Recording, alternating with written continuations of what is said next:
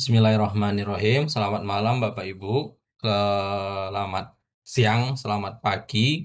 Kita berjumpa lagi pada video selanjutnya yaitu pembahasan lanjutan mengenai tindakan atau pemidanaan dalam hukum pidana. Pada video yang sebelumnya, saya sudah menjelaskan tentang pidana-pidana pokok yang ada di dalam KUHP baru. Selanjutnya, saya akan menjelaskan kepada Bapak Ibu sekalian mengenai tindakan yang ada di dalam hukum pidana.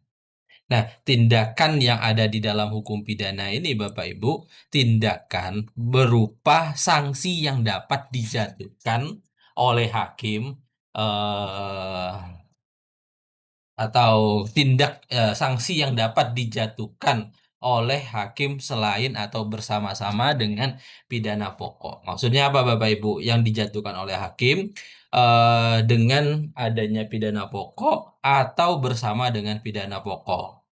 Nah, tujuannya apa? Untuk mencapai pemidanaan, terutama dalam rangka rehabilitasi, pembinaan, dan perlindungan masyarakat. Menurut pasal 103, tindakan dapat dikenakan apabila bersama dengan pidana pokok. Jadi tindakan ini bisa dikenakan bersama dengan pidana pokok. Contohnya apa Bapak Ibu? Misalkan dia dipidana penjara 3 tahun. Kemudian juga bisa dikenai tindakan selama 1 tahun. Tindakan berupa tindakan konseling. Selama dipidana dia harus rutin konseling atau datang kepada psikiater. Nah, itu contoh bentuk tindakan. Atau dalam pasal 103, tindakan dan pidana pokok itu bisa dipisahkan. Artinya apa Bapak Ibu? Di dalam hukum pidana tindakan itu berdiri sendiri. Dia tidak memiliki pidana pokoknya. Jadi secara tersendiri terhadap orang yang dapat dipertanggungjawabkan, secara pidana pokoknya tidak ada. Karena apa? Misalkan karena orang tersebut dalam gangguan jiwa. Kalau dia di penjara, maka dia akan timbul gangguan jiwanya atau bangkit gangguan jiwanya sehingga orang tersebut menyebabkan lebih lagi atau lebih jauh lagi terasa terguncang jiwanya. Nah, berdasarkan dalam pasal 103, kita bisa lihat ada beberapa macam bentuk dari tindakan. Nah, tindakan itu ada namanya yang pertama yaitu konseling. Konseling kita bisa lihat aturannya di dalam pasal 103 ayat 1 huruf A.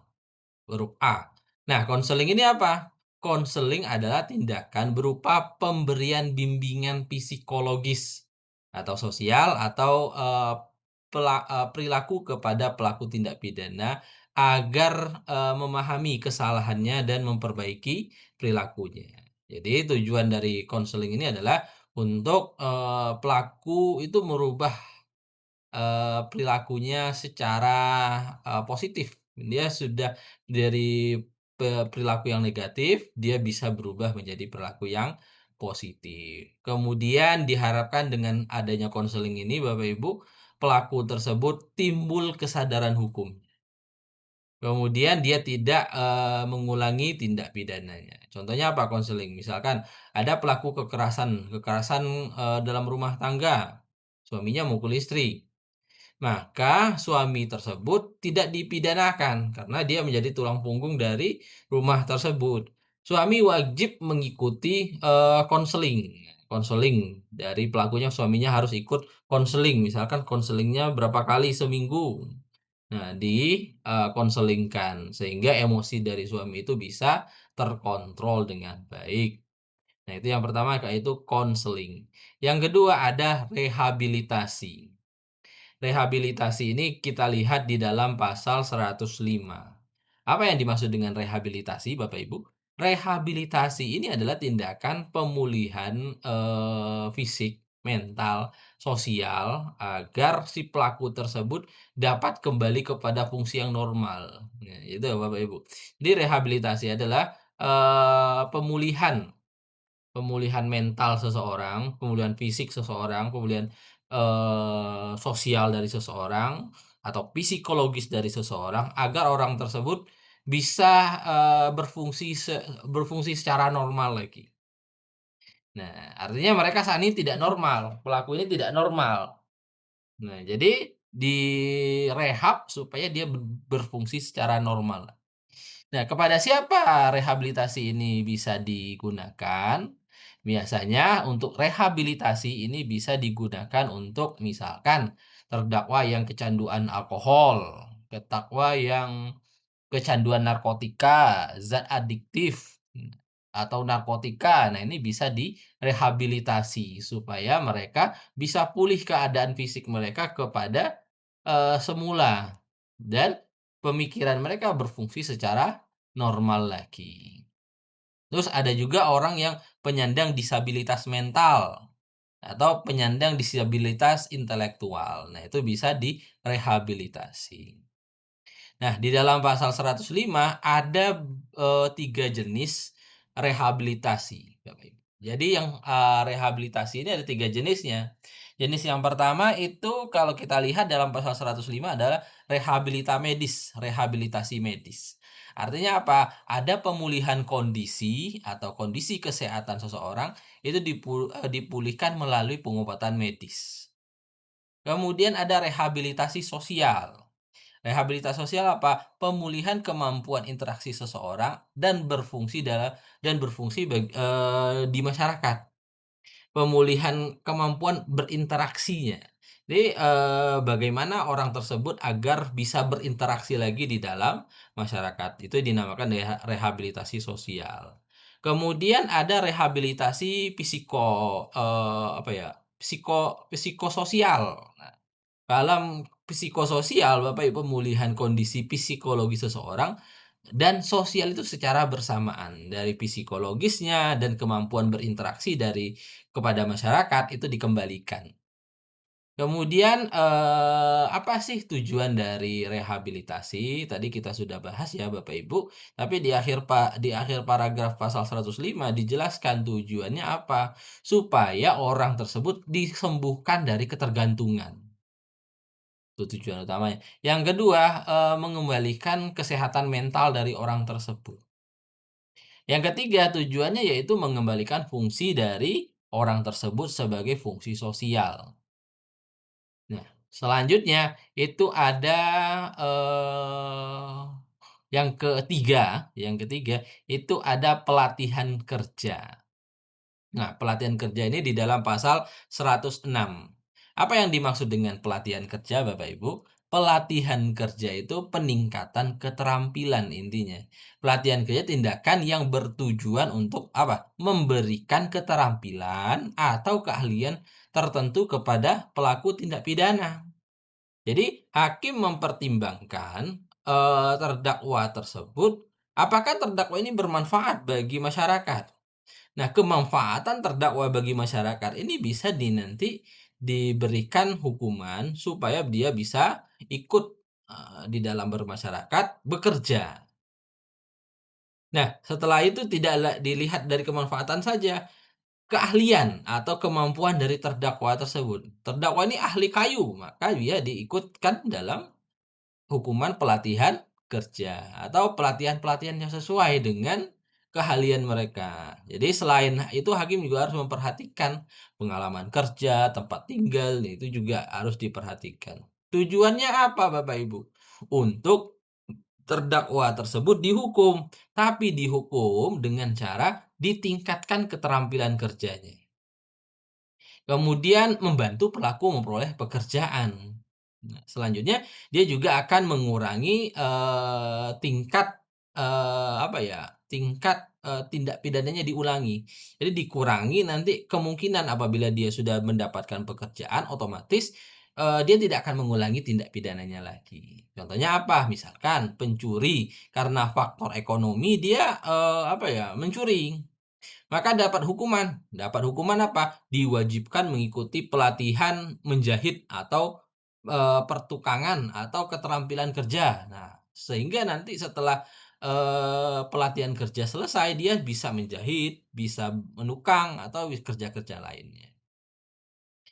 Terus yang keempat, terkait tentang, tindakan, tindakan juga bisa perawatan di lembaga. Perawatan di lembaga ini tindakan untuk menempatkan pelaku tindak pidana dalam suatu lembaga tertentu untuk mendapatkan pembinaan, pengawasan, dan perawatan. Nah, ini didasarkan apabila terdakwa dari kepribadian terdakwa tersebut masih bisa diperbaiki. Kemudian terdakwa ini penting, orang-orang penting atau bisa, terdakwa ini masih belum cukup umur. Nah, terus bisa, kepentingan masyarakat. Artinya apa? Perawatan di lembaga ini memberikan tujuan supaya apa? Terpidana ini bisa memberikan atau membina secara interaktif. Mencegah apa? Pelaku tersebut membahayakan masyarakat. Sehingga dia perlu dirawat di suatu lembaga. Kemudian yang kelima yaitu perbaikan akibat tindak pidana, artinya ganti rugi ya. Perbaikan akibat tindak pidana tindakan yang mewajibkan pelaku untuk memperbaiki segala kerusakan yang akibat ditimbulkan dari tindak pidana. Contohnya apa Bapak Ibu? Pelaku vandalisme, ya, pelaku orang yang coret-coret dinding tembok fasilitas umum. Nah, dia dihukum dengan pidana merusak fasilitas umum. Maka, dia diberi pidana, diberi pidana, eee, tuntutan, kok tuntutan, diberi pidana terkait tentang, tindakan. Nah, tindakan apa yang diberikan kepada orang-orang vandalisme ini? Maka pidana yang tepat adalah memperbaiki fasilitas umum, dicat ulang, diperbaiki apa yang sudah dirusak. Terus yang keenam, tindakan yang keenam ada yaitu penyerahan kepada seseorang. Nah, artinya tindakan ini berupa penyerahan pelaku kepada individu tertentu yang dianggap mampu membina dan mengawasinya. Artinya pelaku, dengan gangguan perkembangan tertentu diserahkan kepada keluarga atau walinya yang bertanggung jawab, contohnya anak-anak. Atau bisa juga kalau dia masih anak-anak diserahkan kepada pemerintah. Nah, pelaku, tindak pidana akan diserahkan kepada pemerintah untuk mendapatkan pembinaan, pendidikan, rehabilitasi, dan pengawasan. Jadi pelaku yang dibina oleh pemerintah ini adalah pembinaan khusus dan ditempatkan di lembaga pemerintah yang ditunjuk. Atau bisa juga yang kedelapan, perawatan di rumah sakit jiwa. Yaitu tindakan berupa penempatan pelaku di rumah sakit jiwa untuk mendapatkan perawatan kejiwaan. Apabila terdakwa yang dikenakan pidana tersebut, mengalami, dokter jiwa menyatakan pelaku itu tidak lagi memenuhi, perawatan sebagai manusia normal dan dicap sebagai orang gila. Kemudian hakim menetapkan bahwa orang tersebut adalah orang gila, maka dia harus dirawat di rumah sakit jiwa. Nah, dikenakan kepada siapa? Semua orang, terdakwa yang ditetapkan sebagai orang yang sakit jiwa, maka dia harus dilepaskan dari segala tuntutan. Kalau dia masih berbahaya, maka di rumah sakit jiwakan. Nah, itu bentuk-bentuk dari, tindakan yang ada di dalam KUHP tahun 2023. Nah, pemulihan kesehatan jiwa. Oke, baik Bapak Ibu, itu untuk jenis tindakan yang ada di dalam KUHP tahun 2023. Selanjutnya kita akan membahas tentang diversi atau hukuman, tindakan, atau pidana bagi anak-anak di dalam KUHP nasional. Jadi untuk anak-anak ini sendiri, itu ada diatur di dalam pasal 112 Kitab Undang-Undang Hukum Pidana 2000 nasional. Jadi bagian ketiga dari KUHP, nasional ini mengatur secara khusus mengenai penanganan anak-anak nakal yang berhadapan dengan hukum. Ini artinya kita bisa lihat di dalam undang-undang ini tujuan dari undang-undang ini adalah kepentingan terbaik bagi anak, the best interest of the children. Jadi, sehingga pendekatan yang lebih, di dalam Undang-Undang 1 tahun 2003 ini diutamakan untuk pembinaan, pendidikan, dan rehabilitasi kepada anak-anak. Yang pertama, hukuman bagi anak-anak itu yang pertama ada diversi. Diversi ini apa Bapak Ibu? Diversi ini Bapak Ibu bisa lihat di dalam pasal 112. Diversi itu adalah, apa ya, pengalihan atau penyelesaian perkara anak dari proses peradilan pidana ke luar pengadilan pidana. Artinya apa? Ada, penyelesaian sengketa di luar pengadilan. Jadi ada musyawarah untuk, memperbaiki anak-anak nakal ini yang melibatkan siapa dilibatkan dalam musyawarah ini Bapak Ibu? Yang dilibatkan dalam musyawarah ini adalah anak-anak, orang tua korban, dan bisa juga, pembimbing kemasyarakatan. Nah, syaratnya apa? Syarat, diversi ini bisa diberlakukan apabila anak tersebut melakukan tindak pidana itu di bawah 7 tahun. Jadi ancaman pidananya di bawah 7 tahun. Nah itu, diversi. Bisa dimusyawarahkan. Kemudian anak tersebut bukan residivis atau tindak pidananya diulang-ulang terus. Nah, jadi dia bukan residivis. Jadi, syarat yang pertama ancamannya di bawah 7 tahun, kemudian anak tersebut, bukan residivis. Tujuannya apa diversi ini Bapak Ibu?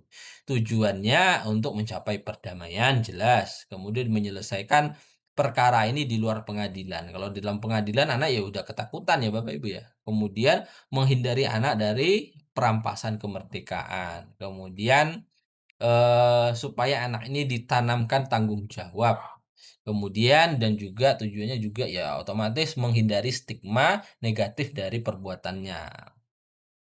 Nah, contohnya misalkan seperti ini, ada seorang anak 15 tahun ya Bapak Ibu ya, kemudian dia curi. Curi apa? Curi, apa ya, misalkan ya, voucher-voucher Mobile Legends di Alfamart. Nah, pidananya 5 tahun karena pencurian. Karena ancamannya di bawah 5 tahun, di bawah 7 tahun dan dia juga bukan residivis, maka penyidik, jaksa, hakim wajib mengupayakan diversi tadi, Bapak Ibu. Kemudian tindakan bagi anak, ada tindakan. Tadi diversi, kemudian yang selanjutnya ada tindakan. Tindakan ini yaitu merupakan sanksi yang bersifat pembinaan Bapak Ibu. Dan, perlindungan terhadap anak tanpa memberikan, penderitaan sebagaimana pidana. Jadi, diversi ini dibagi menjadi, 5 macam. Kalau kita lihat di dalam pasal diversi tindakan bagi anak ini di dalam pasal 113 kita bagi menjadi 5 macam. Yang pertama itu ada tindakan mengembalikan kepada orang tua. Anak tersebut dikembalikan kepada orang tua atau walinya untuk apa? Untuk dibina misalkan atau diawasi. Kemudian anak tersebut bisa diserahkan kepada seseorang. Anak tersebut diserahkan kepada individu tertentu yang dianggap mampu membimbing dan mendidiknya. Contohnya dibina di pondok pesantren misalkan, itu juga bisa. Yang ketiga, bentuk dari tindakan yaitu perawatan di rumah sakit jiwa. Jadi tindakan ini berupa menempatkan anak tersebut pada rumah sakit jiwa apabila dia mengalami gangguan kejiwaan yang memerlukan, perawatan khusus. Kemudian ada perawatan di lembaga, artinya anak ini ditempatkan dalam lembaga pembinaan atau sosial tertentu. Maksimal 1 tahun ya Bapak Ibu ya.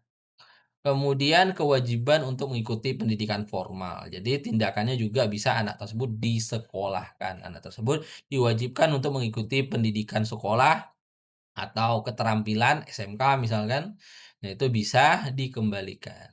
Atau tindakan juga misalkan anak tersebut ngebut-ngebut di jalan, nah ngebut-ngebut di jalan, tindakan yang bisa diusahakan atau dia mengendarai motor ugal-ugalan, maka dia dicabut surat izin mengemudinya. Hak mengemudi anak tersebut dicabut dalam jangka waktu tertentu. Terus hukuman, bagi anak yang melakukan tindak pidana ada perbaikan akibat tidak pidana. Ini juga sama ya dengan tadi, anak tersebut diwajibkan untuk memperbaiki kerugian atau kerusakan yang timbul akibat tindak pidana. Nah, tujuannya apa? Untuk menimbulkan rasa tanggung jawab. Nah, ada ini, bagi anak-anak yang belum berusia 17 tahun. Nah, tapi di bawah anak-anak yang di bawah 14 tahun juga dia memiliki ketentuan khusus. Dasarnya adalah pasal 103 ayat 3. Anak-anak yang di bawah, 14 tahun, dia tidak dapat dijatuhi pidana, hanya bisa dikenai tindakan. Jadi ketentuan dia bahwa kalau anak itu masih dari 14 tahun, maka anak-anak tersebut tidak bisa dipidanakan, hanya bisa dikenai tindakan. Tapi kalau anak-anak tersebut 14 tahun sampai 17 tahun, itu bisa dipidana dan bisa dikenai tindakan. Nah, pidananya apa saja? Tadi kita sudah bahas, tindakan, selanjutnya kita akan bahas pidana.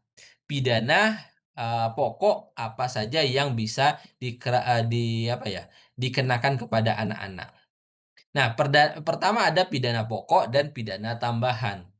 Pidana pokok bagi anak-anak itu ada biasanya satu yaitu pidana peringatan. Nah, pidana peringatan ini apa? Pidana pokok ini adalah pidana ringan atau pidana ringan yang berupa kayak teguran resmi dari hakim. Nah itu. Kemudian ada pidana bersyarat. Pidana yang dijatuhkan tetapi disertai dengan syarat tertentu. Misalkan, pembinaan atau pelayanan atau pengawasan. Kemudian ada pidana pelatihan kerja. Kemudian ada pidana pembinaan di lembaga. Kemudian bisa juga pidana penjara. Pidana penjara ini merupakan perampasan kemerdekaan anak dalam lembaga khusus, ingat ya, dalam lembaga khusus pembinaan anak. Jadi dia di penjara anak. Nah, ini adalah upaya terakhir, ultimum remedium dijatuhkan apabila pidana lain itu tidak memadai. Jadi anak tersebut bisa dipidana di luar peradilan. Itu pidana pokok, selanjutnya ada pidana tambahan. Pidana tambahan itu ada diatur di dalam pasal 116. Yang pertama yaitu perampasan keuntungan yang diperoleh dari tindak pidana. Jadi hakim bisa merampas keuntungan yang diperoleh dari hasil tindak pidana. Contohnya, uang hasil mencuri itu bisa diambil oleh hakim atau uang hasil menipu bisa juga. Kemudian pidana tambahannya yaitu pemenuhan kewajiban adat. Anak tersebut diwajibi memenuhi kewajiban adat yang berlaku dalam masyarakat adat setempat. Itu bisa pidana tambahan. Oke, itu untuk, pidana pokok dan pidana tambahan yang ada di dalam KUHP baru, KUHP nasional untuk pidana adat. Jadi pidana anak itu ada dibagi menjadi 4 bentuk, diversi, kemudian tindakan, kemudian pidana pokok, pidana tambahan, dan itu saja, untuk, pidana anak. Nah, selanjutnya kita akan masuk ke yang baru juga di dalam hukum pidana, yaitu pidana bagi korporasi. Nah, di dalam KUHP nasional Bapak Ibu, mengakui bahwa ada korporasi yang dapat dijadikan suatu subjek hukum pidana.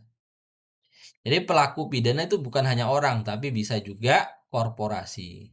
Dan oleh karena itu dapat dimintai pertanggungjawaban pidana.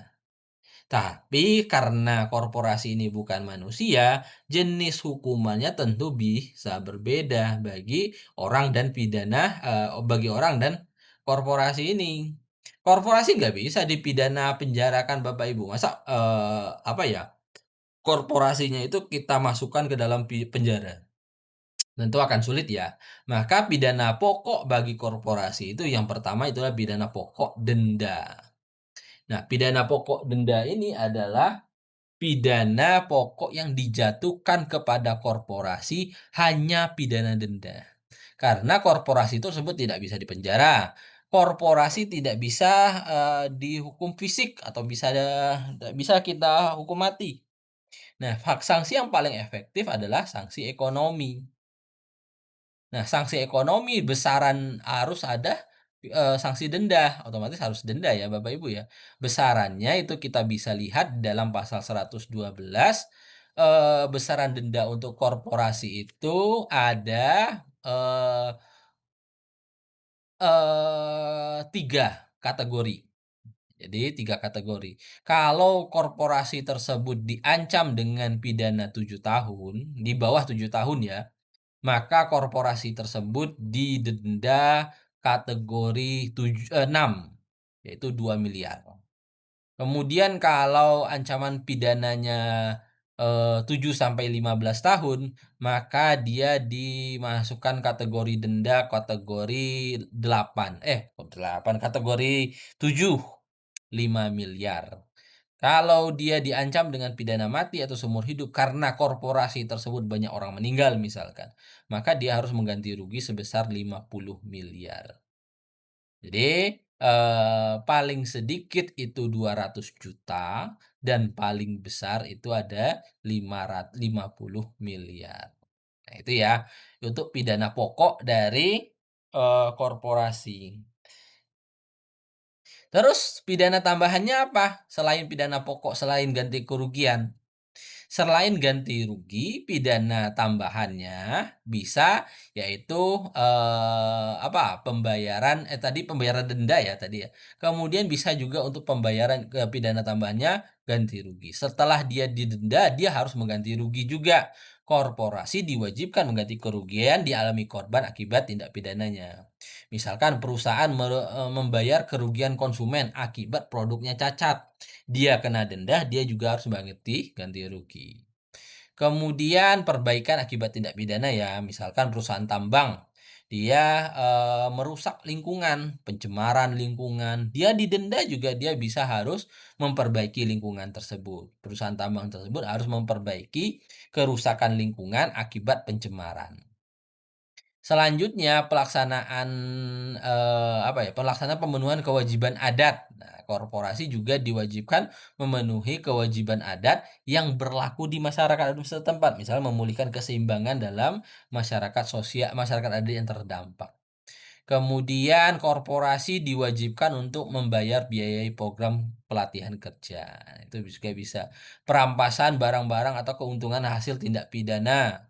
Pengumuman putusan pengadilan. Hakim dapat memerintahkan supaya putusan pengadilan ini diumumkan kepada publik sehingga masyarakat tahu, oh ini perusahaan yang misalkan merusak lingkungan. Nah, itu harus pidanakan.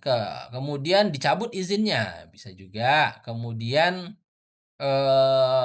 kalau dia melakukan pelanggaran permanen, maka korporasi itu dilarang, secara permanen melakukan aktivitas tertentu. Misalkan, larangan untuk mengelola limbah B3. Kemudian bisa juga ditutup korporasi tersebut, penutupan penutupan seluruh atau sebagian tempat usaha. Kemudian ada pembekuan seluruh atau sebagian kegiatan usaha, artinya diberhentikan selama maksimal 2 tahun, nggak boleh beroperasi. Nah itu contoh dari tindakan dari pidana tambahan dari korporasi. Kemudian pembubaran, terakhir yaitu pembubaran korporasi. Jadi korporasi tersebut bisa dibubarkan kalau dia mendapat sanksi paling berat. Nah, selain dia didenda, dia harus dibubarkan.